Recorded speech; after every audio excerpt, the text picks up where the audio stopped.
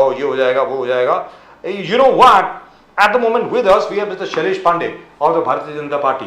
अब पांडे साहब के पास जाने के पहले, because I think he's in a hurry, he has to go. Yes. Pandey साहब नमस्कार. नमस्ते नमस्ते. जय श्री राम. जय सिया राम सर. जय सिया राम. जय सिया राम. हर हर महादेव. राजू जी, आज अच्छा लग रहा है बहुत दिनों के बाद आप. क्या बात है सर. लेकिन आजकल मैं देखता हूँ आप दिल्ली बहुत जाने लग गए हैं, क्या बात है? सर क्या करूं सर, आप ही की की तैयारी तो नहीं कर रहे सर, आप ही की पार्टी से बुलावा आता है तो मैं क्या करूं, मेरी गलती नहीं है, आप उधर पूछिए. अच्छी बात है, जाना चाहिए जी. लेकिन शैलेश पांडे साहब, दो चीजें हैं. नंबर एक, क्योंकि हम लोग इतने दिनों के बाद मिल रहे हैं, इसलिए सबसे पहले तो आपको मुबारकबाद, सारी दुनिया को साधुवाद. श्री राम मंदिर असल में बन गया यार, असल में बन गया. मतलब मुझे तो चूंटी काटनी पड़ रही है अभी भी कभी कभी कि यार असल में बना है कि कोई, कि मैं सपना तो नहीं देख रहा हूं, ये क्या हो रहा है. नंबर एक. नंबर दो, क्योंकि आपको जल्दी आना इसलिए मैं दोनों सवाल इकट्ठे पूछ रहा हूं. जी जी. काशी विश्वनाथ के व्यास बेसमेंट में, जो व्यास बेसमेंट है, व्यास तय खाना है, वहां पे आज से महादेव की आरती भी शुरू हो गई है. जी बिल्कुल बिल्कुल. कमाल है सर. सर इसके बारे में जरा बताएं कुछ प्लीज, बोलिए. हर हर महादेव. देखिए कैसा है, जिस तरह से राम जन्मभूमि मंदिर का आंदोलन पिछले 500 वर्षों से अनेक उस वक्त साधु संत महात्माओं ने, उसके बाद राजा महाराजाओं ने, और उसके बाद आप जानते हैं कि गुरु गोविंद सिंह जी की सेना ने भी, और देवी दीन पांडे जी ने, उसके बाद अनेक राजाओं ने, रानी कुंवर महारानी जी ने 200-300 साल तक लड़ाई लड़ी. बाद में फिर विश्व हिंदू परिषद ने, राष्ट्रीय स्वयंसेवक संघ ने, भारतीय जनता पार्टी जी ने, और अभी लेटेस्ट में हम देखें तो आडवाणी जी ने जो सोमनाथ जी से राम रथ यात्रा निकाली थी अयोध्या जी के लिए, जिसके संचालक के रूप में देश के अभी के यशस्वी प्रधानमंत्री नरेंद्र मोदी जी ने जिस रथ यात्रा का संचालन किया था, और आज हम देखते हैं कि आदरणीय श्री देश के प्रधानमंत्री नरेंद्र मोदी जी के नेतृत्व में, उनके कर कमलों से वो श्री राम जन्मभूमि मंदिर निर्माण का भूमि पूजन, उसके साथ साथ अब वहां पर रामलला की प्राण प्रतिष्ठा भी संपन्न हुई. सही मायने में ये हम सभी लोगों के लिए एक सपना समान है. कोई सपने में भी नहीं सोचा था कि भगवान राम वहां पर विराजित होंगे, उनकी प्राण प्रतिष्ठा होगी, लेकिन इस सपने को साकार किया है देश के प्रधानमंत्री नरेंद्र. अरे बहुत मेहनत करी है सर शैलेश पांडे जी, हम सब लोगों ने बहुत मेहनत करी है. मैंने आराम से नहीं हुआ है. पहले सभी के योगदान को गिनाया जी. मैं सिर्फ एक किसी का नाम नहीं ले रहा हूँ, मैंने सारे योगदान में 500 साल के संघर्षों को 5 मिनट में बयान किया. सर हम लोग इसमें शरीक हैं. हम लोग इसमें शरीक हैं 1982 से, 1982-83 से. राजीव जी. उसी प्रकार से देश की जनता, देखिए हमारा ये पहले से ही कहा पूरे देश से और खास तौर से मुस्लिम समाज से, भगवान राम हमारे आराध्य हैं, भगवान शिव हमारे आराध्य हैं, भगवान श्री कृष्ण हमारे आराध्य हैं. हमने तो ये कहा था कि मुसलमान समाज देश का खुद से आगे चलकर दिल बड़ा करके, मन बड़ा करके काशी, मथुरा और अयोध्या को तो ले लिए.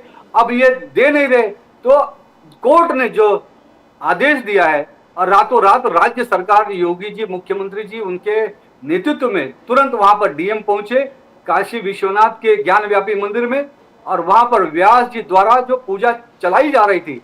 और मैं आपके चैनल पे देशवासियों को बताना चाहूंगा कि ये कोई नया काम नहीं हुआ है साहब, 1993 तक ये पूजा चलता था जी. व्यास परिवार के द्वारा. ये उस वक्त के मुख्यमंत्री जो मुल्ला मुलायम सिंह जी थे समाजवादी पार्टी के, उनके द्वारा रोका गया था ये, और ये रोका गया था. पूजा तो पहले हो रही थी, मस्जिद है, ये मंदिर है, उसकी दीवार चीख के कहते हैं कि वो मंदिर तोड़कर वहां पर वो ढांचा खड़ा किया गया. ये बात बिल्कुल आपकी दुरुस्त है, मानते हैं पांडे साहब.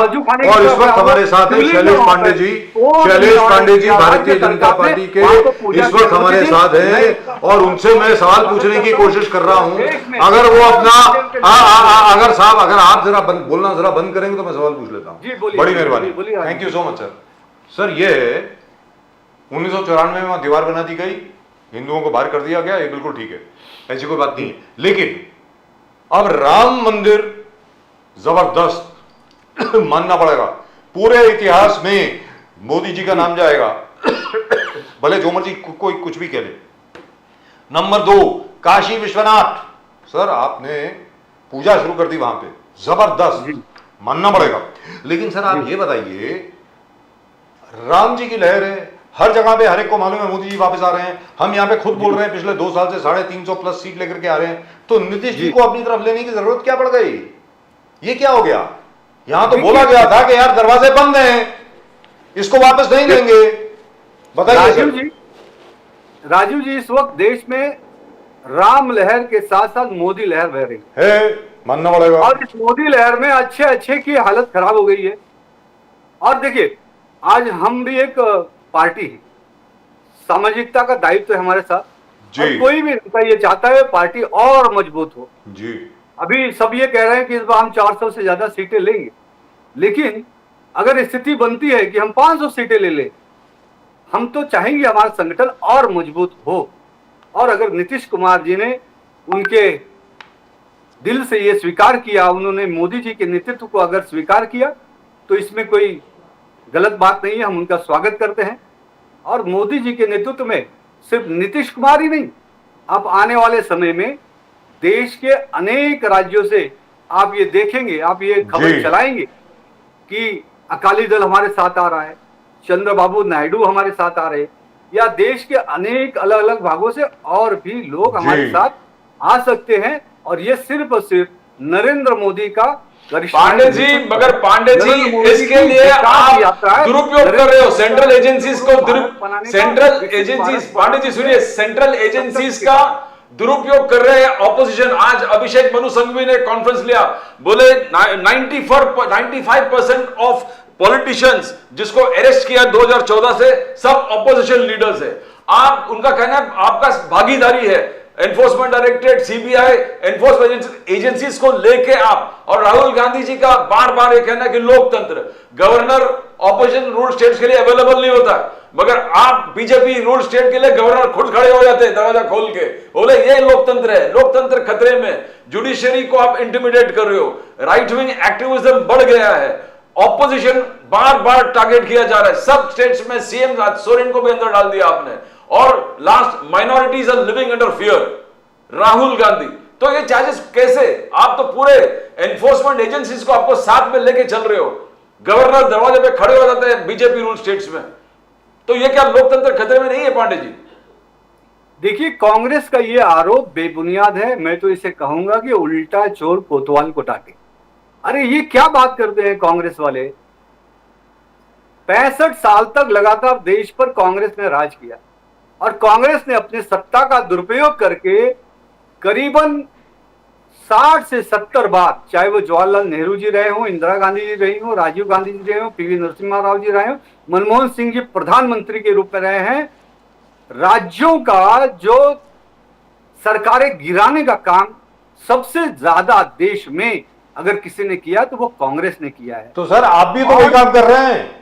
और सुनिए, नहीं, आप, मैं बोलता हूं, मैं चैनल पे दावे से, रिकॉर्ड के साथ, चुनौती के साथ कहता हूं कि हमारे भारतीय जनता पार्टी के कार्यकाल में, चाहे अटल जी प्रधानमंत्री रहे हो, चाहे आज मोदी जी हैं, हमने कभी भी कोई राज्य सरकार, केंद्र सरकार किसी भी धारा 350-55 का दुरुपयोग करके नहीं किया है। आपने धारा 356 का कभी इस्तेमाल नहीं किया, मानता हूं, बिल्कुल मानता हूं, कोई दो राय नहीं है। लेकिन आप ये बताइए, अरे सर अजीत दादा पवार के बारे में कहते हैं 70,000 करोड़ का गबन है, और उनको डिप्टी सीएम बना देते हैं, हेमंत सोरेन को जेल भिजवा देते हैं। ये क्या है भाई? आज हेमंत सोरेन अगर आज एनडीए में आ जाएं तो वो बिल्कुल पाक साफ हो जाएंगे।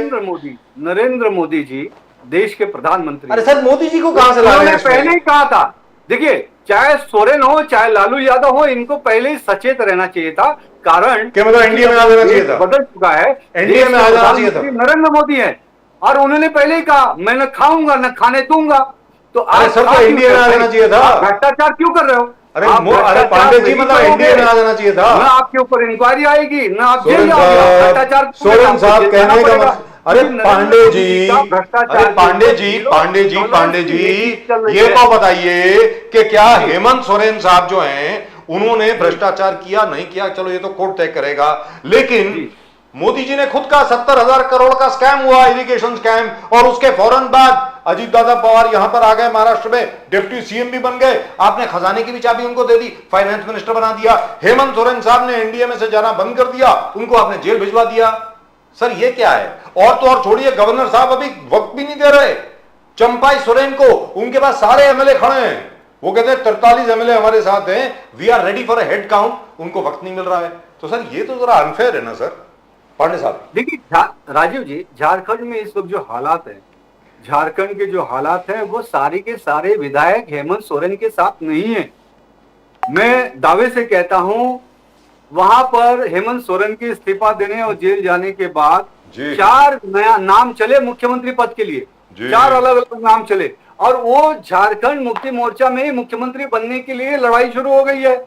कांग्रेस का अलग कुछ मांग है, उसमें जो बाहर से जो समर्थन ऑफिशियल नहीं है, अलग मांग है सर, आधिकारिक नहीं है सर, फुटबॉल हो गया है सर। मुझे ऐसा लगता है कि शैलेश पांडे साहब, this is not official sir. Sir हम लोग मोदी जी को बहुत प्यार करते हैं सर, हम लोग मोदी जी से बहुत प्यार करते हैं। मैं सीधी सादी बात बताऊं, we support Modi ji. In fact I can say with great pride, शायद लोगों को मालूम ना हो, और जिनको मालूम है वो मेरी बड़ी सेवा करते हैं, बड़ी अच्छी अच्छी मुझे कमेंट्स आते हैं मेरे पास यहाँ पे जी। 2002-2003 से आ रहे हैं। 2003 में दारकेवी शो ऑन सहारा सबसे पहला शो था पूरे हिंदुस्तान में जिसने कहा था कि नरेंद्र मोदी एक दिन देश के प्रधानमंत्री बनेंगे। उसके ऊपर कांग्रेस वालों, धन्यवाद आपका, उसके ऊपर कांग्रेस वालों ने मेरी बड़ी सेवा करी थी। मेरी उम्र इसलिए बहुत लंबी हो गई उसकी वजह से, जितनी गालियां पड़ती हैं आदमी को उसकी उम्र ज्यादा लंबी हो जाती है। लेकिन सर मैं आपसे ये पूछ रहा हूं, आधिकारिक तौर पे Champai Soren has been elected leader of the legislative party and officially Congress is supporting him, the other people are also supporting him. Now point is, why is the governor not giving time? It's been 24 hours. Jharkhand is without the CM, so this doesn't look nice. In terms of optics, it is not nice. Pandit साहब देखिए राजू जी, मैंने कहा कि वहां के हालात सही नहीं है अभी भी, भले वो छाती ठोक के कहे या कुछ भी बात कहे लेकिन मुझे जो जानकारी है जी, और बहुत सारे मीडिया वालों को भी ये अच्छी तरह से जानकारी है कि झारखंड मुक्ति मोर्चा में फूट हो गई है। वहां पर मुख्यमंत्री के नाम पे आम सहमति नहीं बनी। ठीक है, आनंद फानंद में भले एक नेता चुनने का मीटिंग था, वो मीटिंग हो गया, लेकिन उसके बाद अभी भी कई विधायकों के फोन नॉट रीचेबल है, कई लोग एक साथ नहीं आ पा रहे। देखिए आप लोग ही, मैं देख रहा हूँ दोपहर से न्यूज चला रहे कि 32 विधायक ही उनके साथ हैं, बाकी के विधायकों के फोन नॉट रीचेबल है। और हमारे भी सूत्रों की जानकारी के हिसाब से 10 से अधिक विधायक झामुमो के साथ नहीं है। और मुझे ऐसा लगता है कि ये सारी बातें विरोधी पक्षों के द्वारा या अन्य पक्षों के द्वारा राज्यपाल जी के भी संज्ञान में लाई गई जी। और तो कहने का मतलब ये हुआ कि आप जो हैं झारखंड में एक नई सरकार बनवाएंगे वहां पे, मतलब हेमंत सोरेन साहब या चंपाई सोरेन की सरकार नहीं बनेगी। Of course it depends on the kind of order that they get tomorrow, because they have moved the Supreme Court. Supreme Court जो है उसके पास, I think the case is lying with them, the chief justice has decided to hear it on a very urgent basis, which is tomorrow. But considering Mr. Kapil Sibal's record, I am not very sure what will happen. Kapil Sibal साहब का जो अभी तक record रहा है, उनको कोई positive order तो अभी तक मिला नहीं है। जी प्रदीप जी, आप कुछ कह रहे हैं? मैं पूछना चाहता था कि आगे बड़ा बजट बहुत जबरदस्त था पांडे जी, आज budget was very good as per the BJP. हर सेक्शन ऑफ द सोसाइटी के लिए निर्मला जी ने कुछ न कुछ छोड़ा है, चाहे वो गरीब तबके, किसान है, युवा है, जो मोदी जी ने कहा पांचों वर्ग को मैंने टोटली हर चीज में। मगर आज भी विपक्ष का कहना है देखो, मगर आज भी जो मुद्दे हैं, खड़गे साहब ने कल ही लेटर लिखा था बजट से पहले, हर घंटे में एक किसान आत्महत्या कर रहा है। एवरी किसान, आप सोशल वुमेन एम्पावरमेंट की बात करो, महिला सशक्तिकरण, नारी शक्ति वंदन अधिनियम, ये सब आप बात ही कर रहे हो, मगर 32% increase in crimes against women Pandey ji. और आगे जाके खड़गे साहब, तो आप तो मणिपुर को भूल गए, अमित शाह को भी लिखे हैं खड़गे साहब की आपने भी मणिपुर भूल गए। तो पांडे जी ये जस्टिफाई इश्यूज है अफेक्टिंग द नेशन, आप इसको कैसे जस्टिफाई कर सकते हो कि आप सचमुच कुछ कर रहे हो? महिला सशक्तिकरण हो, क्राइम्स अगेंस्ट वुमेन हो, मणिपुर हो, किसान आत्महत्या हो। देखो ये कांग्रेस जो मणिपुर कर रही है, तो मैं बोलता हूं कि ये खिसियानी बिल्ली खंबा नोचे। देश के अंदर आज तक जितने भी दंगे, चाहे मुंबई का हो, चाहे वो यूपी में बहुत सारे दंगे हुए, टांडा में हुआ, मलिदाबाद में हुआ, बहुत सारी जगह, ये सारे दंगों के पीछे किसका हाथ रहा है, ये पूरे देश ने देखा है। आप लोगों ने सब कुछ समझाया है।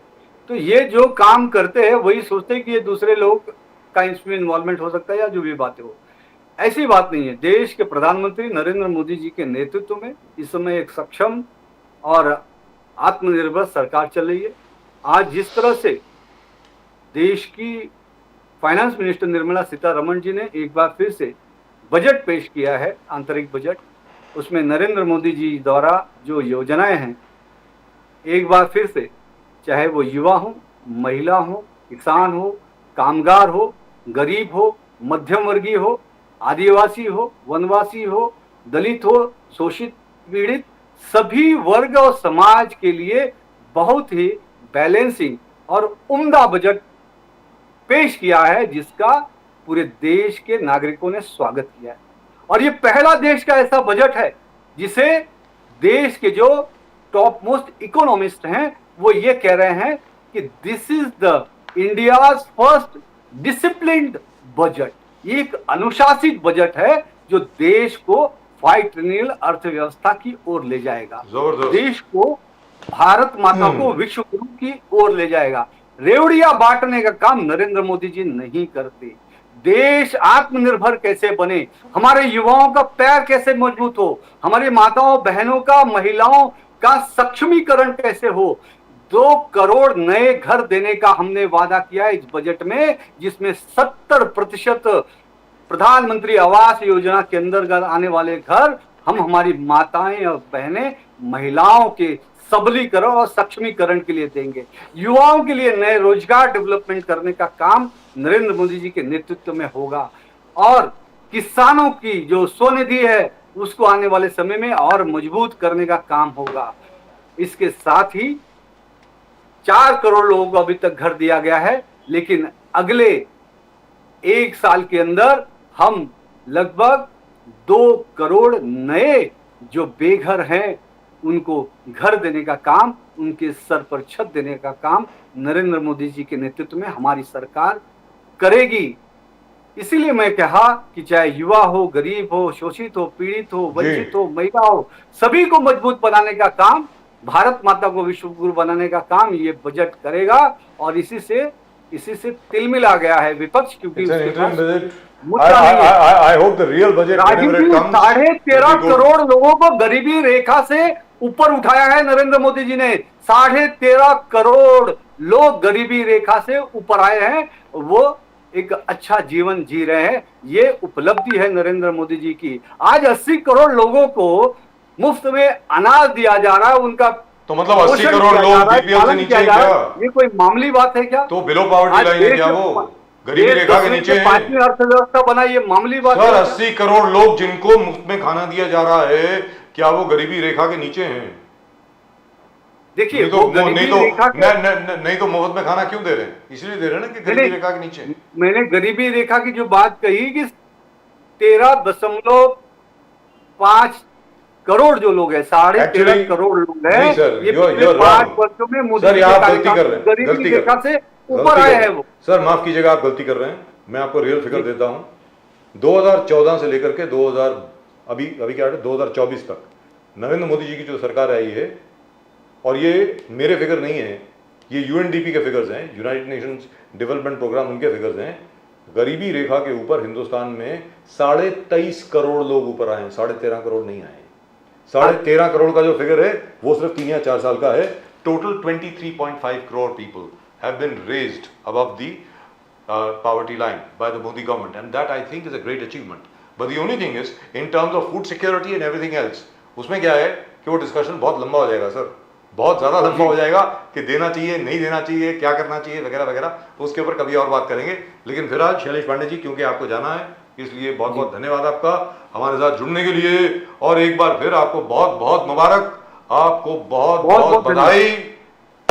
व्यास तय खाने में एक बार फिर हर हर महादेव का जयकारा गूंजना शुरू हो गया और आरती शुरू हो गई। I am really happy. हर हर महादेव, हर हर महादेव, जय सिया राम, जय Siya Ram. Thank you very much. That was wonderful. That was really and truly wonderful. So now we have Kashi Vishwanath next, Pradeep ji. They are working on it. Yes, they're working on it, and